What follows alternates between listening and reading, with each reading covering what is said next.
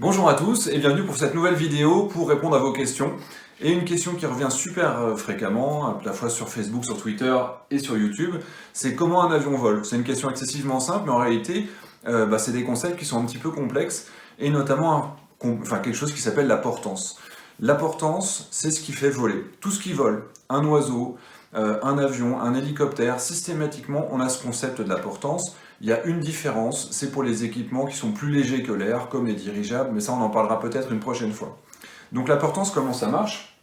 Il faut savoir la première chose, c'est quand un avion vole, en gros, il ne va pas reposer sur l'air. Si vous sortez la main de la voiture et que vous mettez votre main à l'extérieur, vous voyez la force du vent. Cette force du vent, donc l'aile qui appuie sur l'air, ça ne représente que à peu près 15 à 20% de ce qui fait voler un avion. La majorité de ce qui fait voler un avion, en fait, c'est un phénomène d'aspiration qui se passe sur le dessus de l'aile. Comment ça fonctionne? En gros, quand le courant d'air arrive sur l'aile, l'air qui passe au-dessus, à cause de la forme de l'aile, va être accéléré. C'est-à-dire que le courant d'air qui est ici est plus rapide que le courant d'air qui est en dessous. Comme ça a l'air de rien, mais en fait, ça c'est l'écoulement des fluides, c'est la dynamique des fluides, c'est Bernoulli, c'est quelque chose qui ne va jamais s'arrêter. Donc systématiquement, à partir du moment où un avion commence à avancer, qu'il roule ou qu'il vole, le courant d'air qui est au-dessus va être plus rapide que le courant d'air qui est en dessous. Et là où il y a de la vitesse, il y a un phénomène d'aspiration qui va se faire. Je ne vais pas vous parler de mathématiques, mais en gros, c'est proportionnel au carré de la vitesse. Donc cette aspiration qui va se faire au-dessus, quand on est à 200 ou quand on est à 400 km/h, en fait, on aura doublé notre vitesse, mais on aura multiplié par 4 le phénomène d'aspiration qui est au-dessus. Et je vais vous montrer quelques des expériences faciles à reproduire à la maison pour vous montrer cette portance, ce phénomène d'aspiration, comment on peut le reproduire. Celui que vous avez déjà vu certainement des dizaines de fois, le plus simple évidemment, c'est là où je vais souffler, il va y avoir de la vitesse et il va y avoir de l'aspiration. Donc je souffle sur le dessus de la feuille, je souffle bien sur le dessus de la feuille, et j'ai un phénomène d'aspiration. Là où il y a de la vitesse, il y a une aspiration qui est forte. Donc ça, le deuxième est un petit peu plus rigolo, il se fait avec un sèche-cheveux. On peut même le pencher. Là où j'ai de la vitesse, j'ai un phénomène d'aspiration. Ma balle de ping-pong est bien aspirée là où il y a un fort courant d'air. Donc, ça va marcher jusqu'à un certain point, on peut le pencher, ça ne va pas tomber. Voilà. Donc parce que j'ai beaucoup de vitesse, j'ai un phénomène d'aspiration, et on va arrêter ça parce que c'est bruyant. Le troisième exercice, je vais faire un petit montage et je vais vous montrer exactement ce que c'est. J'ai fait mon petit montage, les ballons sont pendus au plafond avec un fil, et en fait si je souffle entre les ballons, ils vont se rapprocher, parce qu'il y aura de la portance qui va se faire entre les deux, c'est-à-dire un phénomène d'aspiration.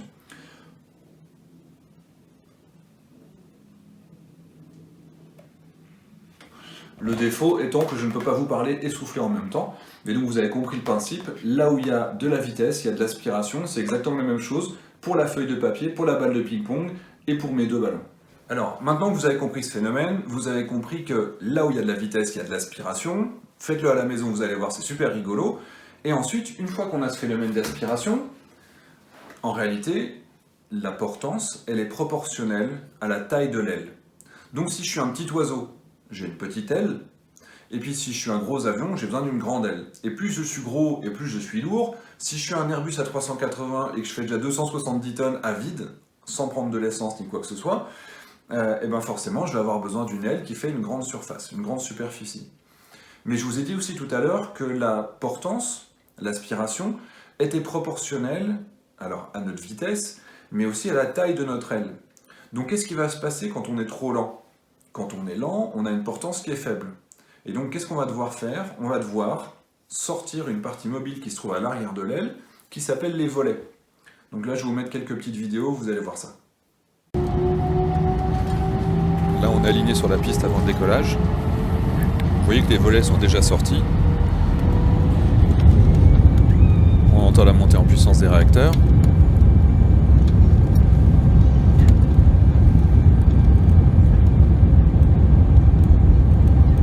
Quand la piste est longue, évidemment, on n'a pas besoin d'accélérer très très fort. Donc c'est doux, c'est progressif. Pour vous donner un ordre d'idée, un avion de ligne, ça accélère à peu près jusqu'à 100 km/h en un peu plus de 13-15 secondes, ce qui est plus lent qu'une voiture. Et quand on a atteint la bonne vitesse, le pilote va pouvoir tirer sur son manche. Et à ce moment-là, on va prendre un angle de montée qui sera autour de 15 degrés, en général un petit peu moins.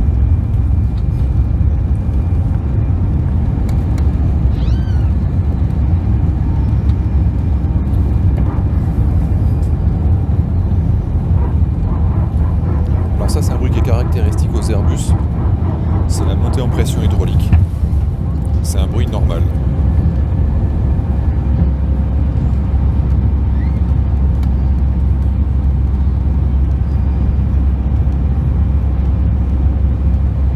On voit qu'on fait déjà un léger virage vers la droite. Évidemment, l'avion peut tourner et monter en même temps. Simplement, on ne pourra pas faire des virages aussi inclinés quand on est en montée que par rapport à quand on est à plat.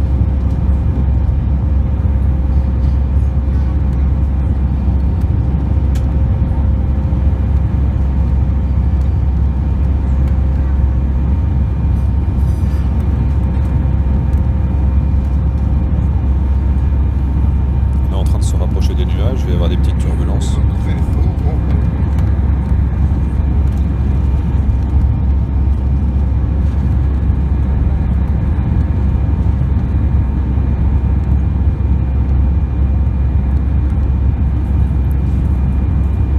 Toujours dans la couche nuageuse, finalement il n'y a pas de turbulence.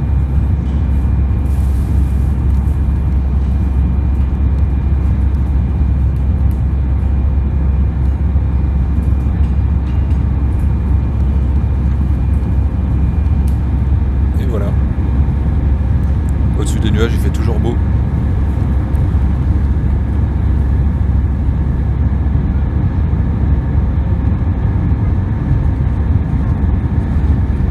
Vous voyez, même si on est encore en montée, on est en train de faire un virage. Ça, c'est tout simple, c'est parce qu'on décolle dans l'axe de la piste, mais évidemment, notre destination n'est pas forcément dans l'axe de la piste, donc on est bien obligé de s'orienter. On n'a pas besoin d'attendre d'être en vol de croisière pour s'orienter vers la bonne destination. Alors, regardez l'arrière de l'aile, c'est ça qu'on voulait voir depuis le début. Il y a les volets qui sont en train de rentrer. On a la bonne vitesse, donc on n'a plus besoin de la portance des volets sortis, donc on les rentre. Ça nous permet de continuer à accélérer.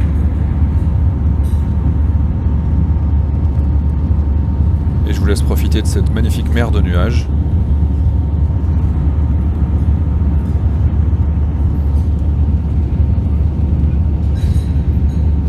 Un joli petit virage incliné. Mais en réalité, le virage n'est pas si fort que ça, c'est juste plus impressionnant quand on le regarde par la fenêtre, par le hublot en tant que passager.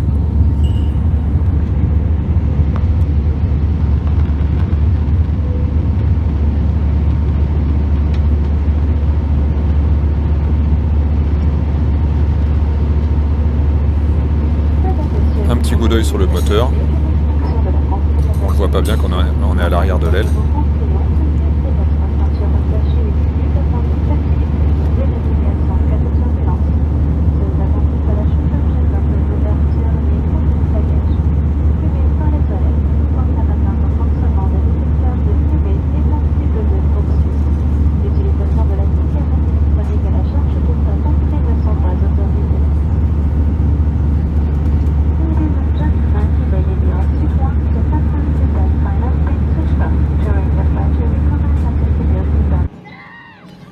Alors là, c'est la même chose, mais juste avant l'atterrissage, regardez, on va sortir les volets.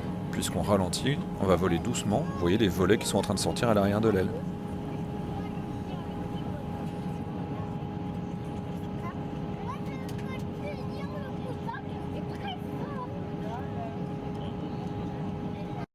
Et par contre, quand on est en vol de croisière, on est en configuration lisse, aucun volet n'est sorti. Regardez comme c'est joli un avion. Ça, c'est un Boeing 777.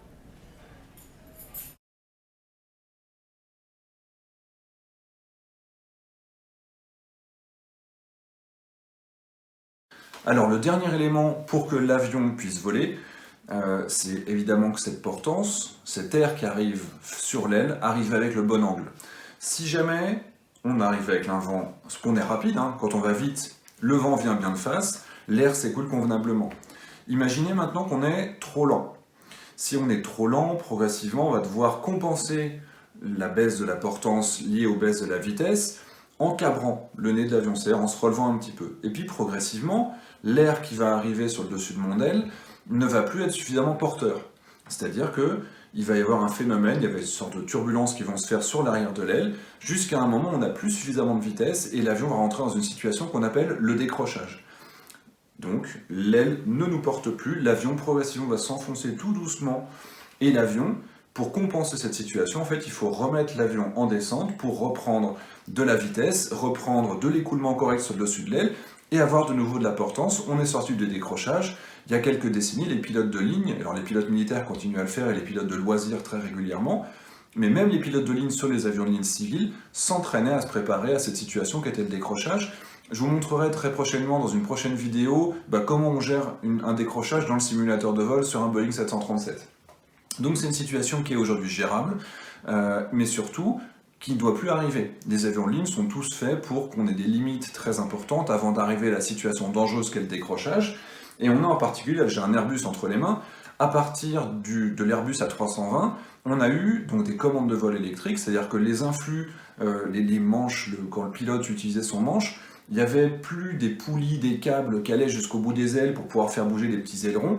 On était sur des commandes de vol électriques, c'est-à-dire qu'il y avait des influx qui envoyaient directement des informations vers des servocommandes, vers des petits moteurs qui sont dans les ailes avec des circuits hydrauliques, qui permettaient de bouger les gouvernes qu'on avait besoin d'activer pour tourner à droite, on lève à droite, pour tourner à gauche, on lève à gauche. C'est ça qui fait qu'on va à droite et à gauche.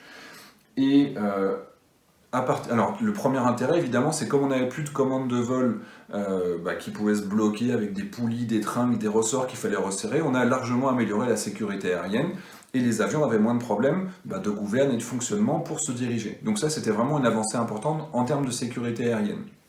Ensuite, comme on avait des commandes de vol électriques à partir de l'Airbus A320, puis maintenant tous les Airbus et tous les nouveaux Boeing à partir du 777, etc., eh bien, on avait pu mettre en place un système qui empêchait l'avion de rentrer dans des situations dangereuses. C'est-à-dire qu'un Airbus, quand vous êtes en vol normal, si le pilote allait à fond avec son manche, eh bien l'avion ne va pas dépasser un angle qui est de 60 degrés. C'est-à-dire que l'avion va refuser de se mettre en situation dangereuse. De la même manière, si, imaginons qu'on réduit trop les moteurs, ou qu'on n'a même pas de moteur d'ailleurs, eh bien l'avion ne va pas accepter de ralentir jusqu'à se trouver dans la situation de décrochage. L'avion va se mettre en descente pour pouvoir assurer un taux de descente qui est la vitesse de planer. Et là, j'en reviens au dernier point, qui est super important. Un avion n'a pas besoin de ses moteurs pour voler. Un avion, il a besoin de moteurs pour prendre de la vitesse et entretenir sa vitesse. C'est-à-dire que ces moteurs aspirent de l'air très rapidement derrière, ils soufflent l'air très rapidement derrière, ça leur donne de la vitesse. À la maison, prenez un petit ballon de baudruche, vous soufflez dedans, vous le lâchez, évidemment, il y a une propulsion qui se fait.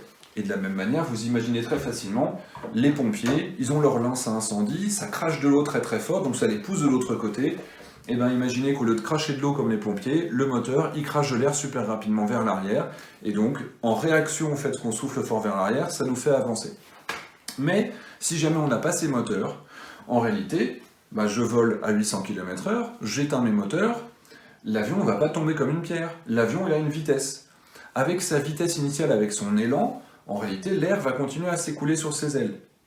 Si le pilote garde la même hauteur, à ce moment-là, il va perdre de la vitesse, et là, on va se trouver sur une situation qui est dangereuse, puisqu'on n'a plus la portance nécessaire. Donc, que vont faire les pilotes?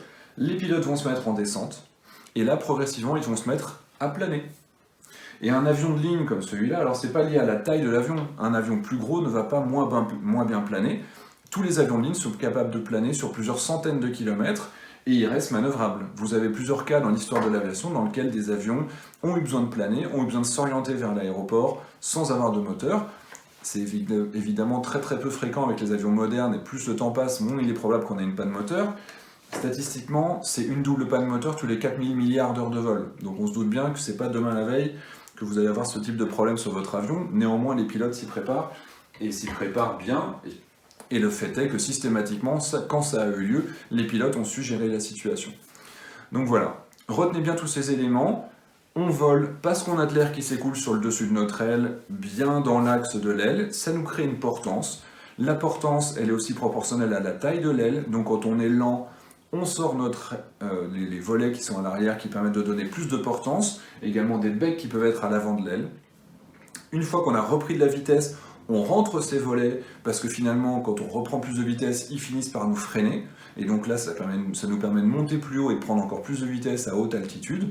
Et progressivement, en fait, on va avoir une sécurité, de toute façon, qui est basique dès le début. On a la sécurité totale à partir du moment où on décolle, puisqu'on a suffisamment de portance. La portance est plus forte que notre poids. Voilà, reproduisez ces petites expériences à la maison. J'espère que ça vous a plu. N'hésitez pas à poser toutes vos questions. On essaiera toujours d'y répondre avec les copains. Et bientôt des nouvelles vidéos dans le simulateur de vol et des expériences de vol. Vous allez voir, on va tester plein de nouveaux avions. À très bientôt!